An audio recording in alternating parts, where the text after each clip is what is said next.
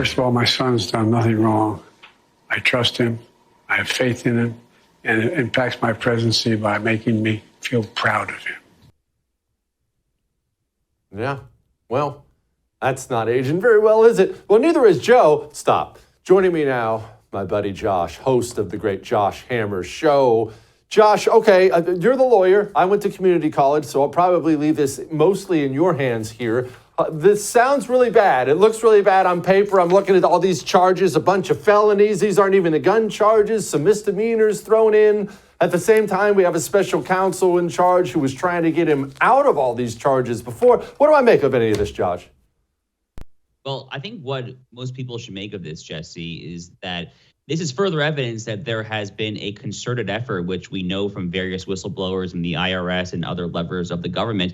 There has been a concerted effort to try to sweep all of this under the rug. Recall, Jesse, that the only reason that we actually got this superseding indictment from special counsel David Weiss was because the judge assigned to this case, Judge Noriega, I think it was in late July, rejected the plea deal. And a lot of people thought that this plea deal would just be accepted. That plea deal would have made all of these possible subsequent charges go away.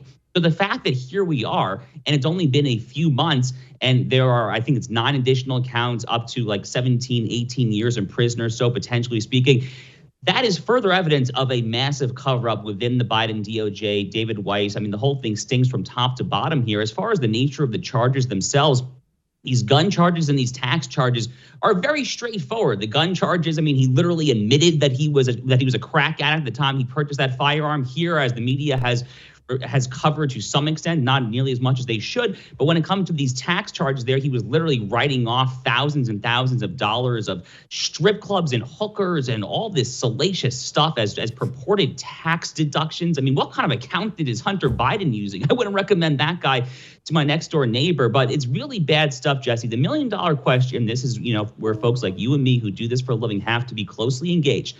Are they actually going to reach a result where he sees jail time? That's the only question right now that I think matters.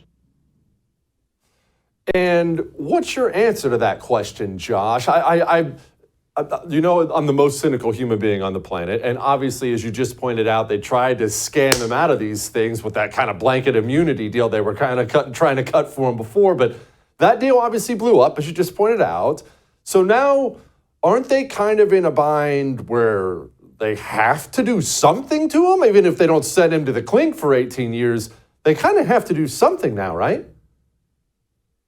Jesse, I am cynical enough where I just simply do not see Hunter Biden going to jail. I just cannot see it happening. I sincerely hope that I'm wrong because based on these charges, based on the gun charges, based on the tax charges, if this man's last name were anything other than Biden, he would be an open and shut slam dunk case to spend some time in jail, not necessarily the maximum number of years under the relevant criminal statutes or anything, but some time in jail. These are very serious offenses, both the gun charges and the tax charges. By the way, we've barely dipped into any of the foreign stuff. We've barely dipped into foreign corruption. We've barely dipped into FARA, possible violations of the Foreign Agents Registration Act. We haven't even touched any of that. And already these gun and tax charges are actually very serious stuff.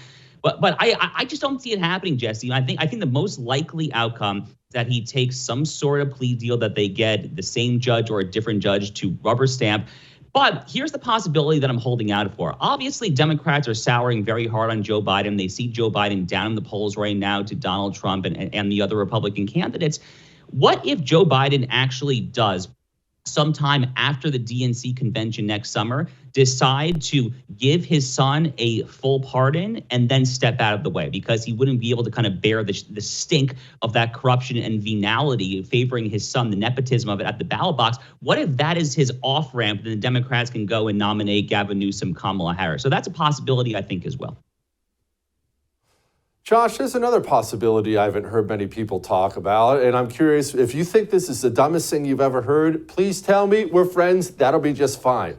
What about the possibility of Hunter Biden rolling over on his dad? I mean, after all, we all know Hunter Biden is not the mastermind of anything. Obviously, Joe Biden is the head of the family. Everyone knows that. He's the bag man. In mafia circles, when the bag man is facing 18 years in the clink, it's not uncommon for him to roll over on the boss. I realize it's his dad, but are we thinking about that?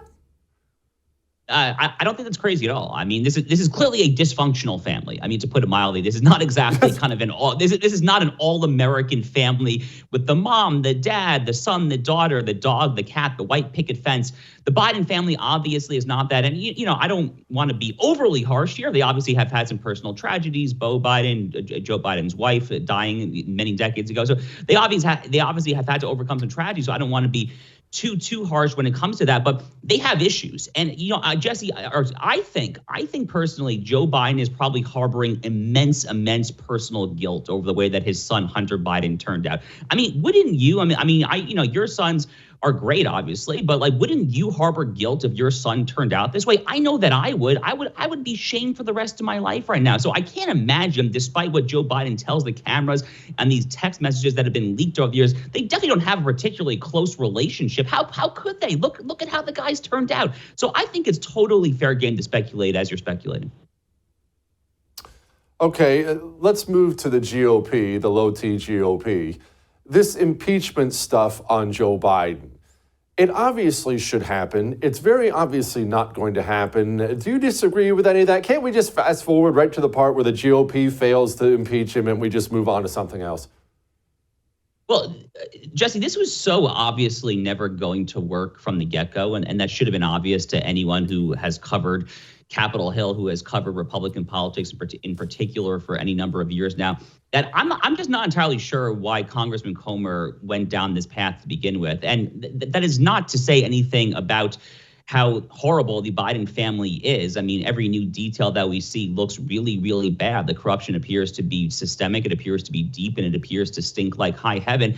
But what I and many others have said, at Newsweek, we ran a great op-ed from Congressman Andy Biggs of Arizona last February, calling for the impeachment of Alejandro Mayorkas. I was on that team all along. To me, it always made a lot more sense to start by trying to take a smaller scalp Secretary Mayorkas, who is overseeing the worst illegal immigration crisis, the worst border crisis in the history of this country.